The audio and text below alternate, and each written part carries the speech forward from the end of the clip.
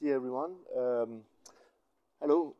I want to do this as short as possible. I don't know how I'm gonna manage to do it, but I'm just gonna do a freestyle quickly from my head to let you know that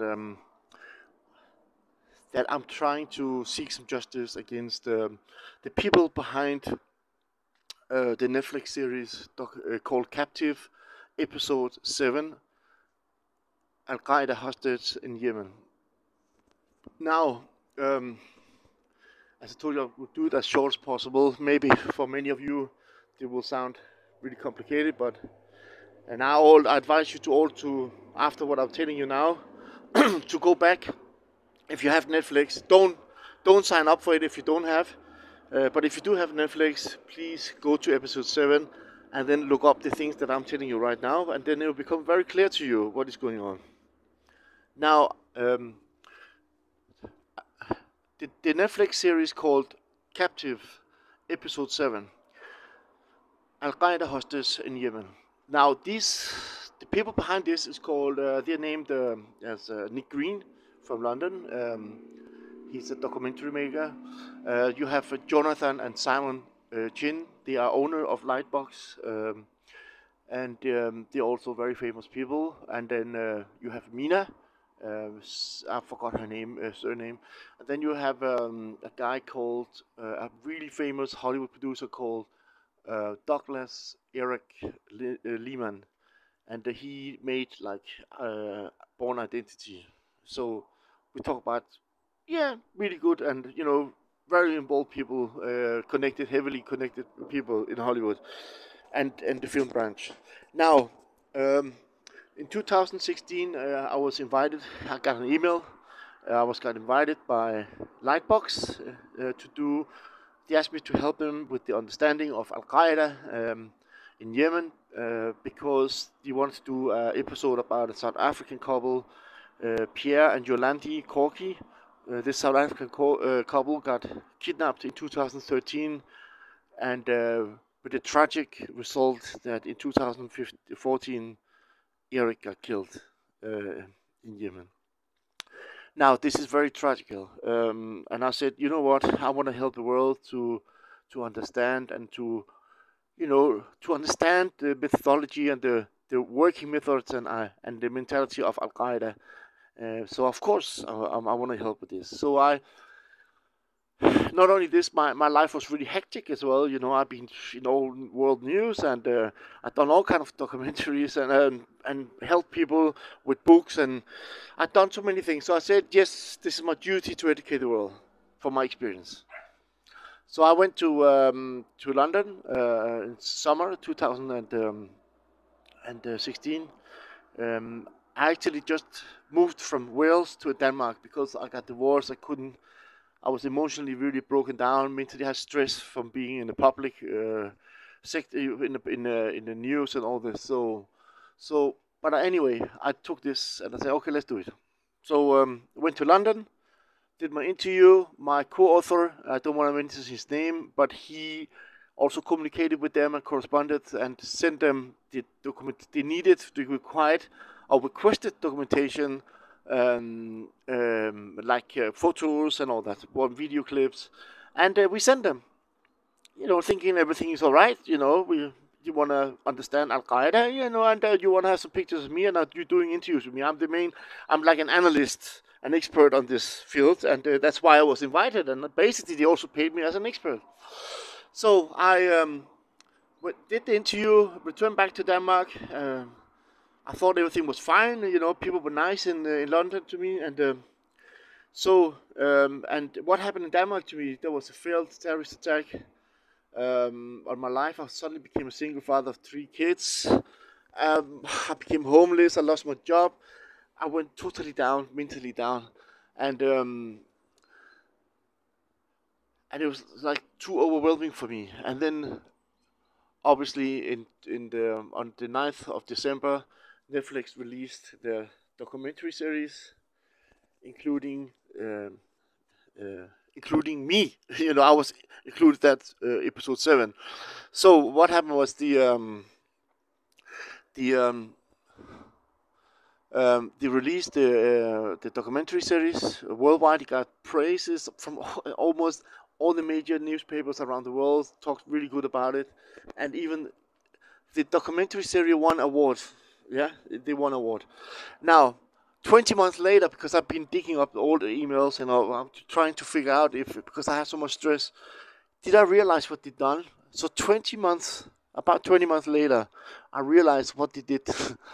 So they totally manipulated it, and I had time because I didn't like.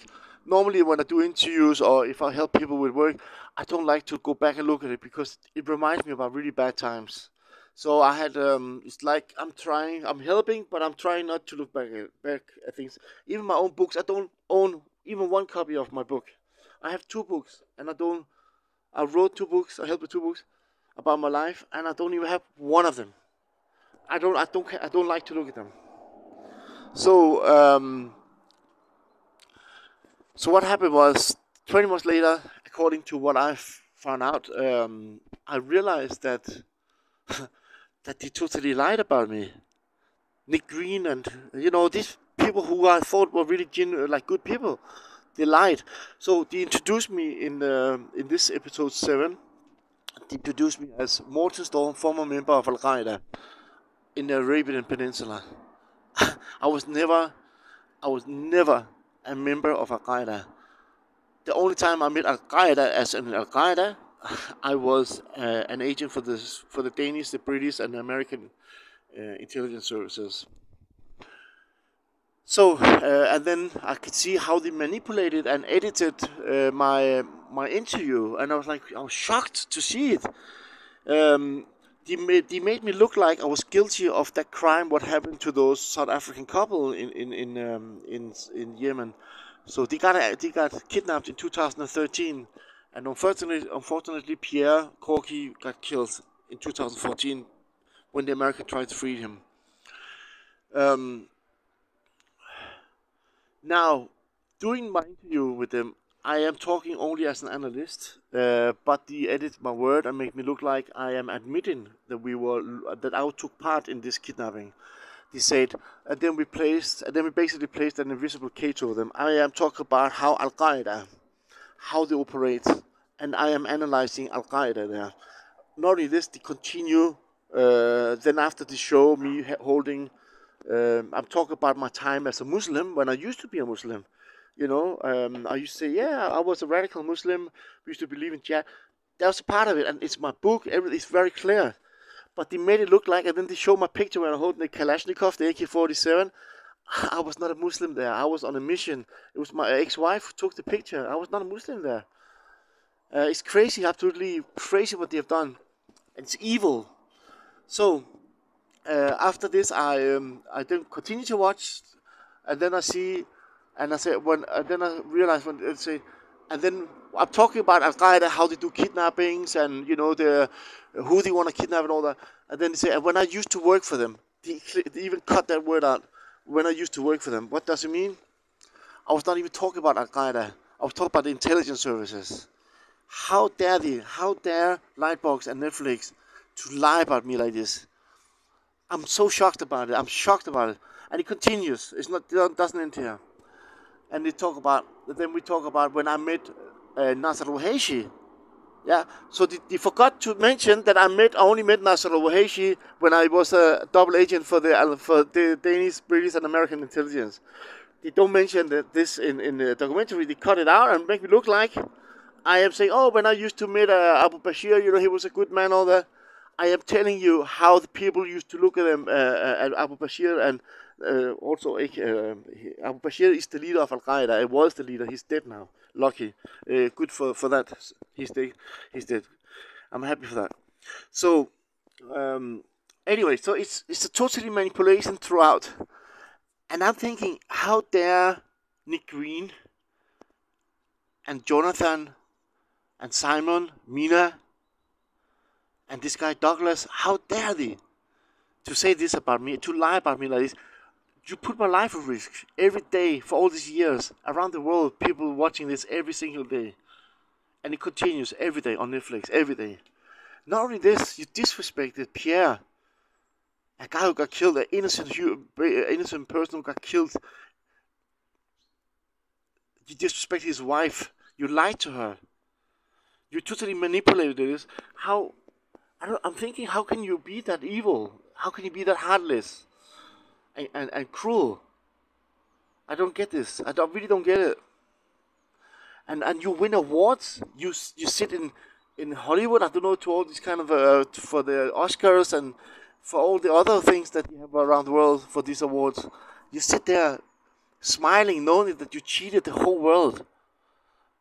Shame on you. I'm gonna do my best to fight for this, and I will come for you. That's 100% sure. I'm coming for you. I'm gonna find some legal team. I'm gonna find some good people who believe in the goodness, who believe in justice, who's gonna hunt you down. And the whole world have to know how much you lied. I am challenging you. Bring the raw material forth. Let's see what you have. Let's see the interviews. Let's see the raw interview I did with you guys, uncut. You're liars, and shame on you.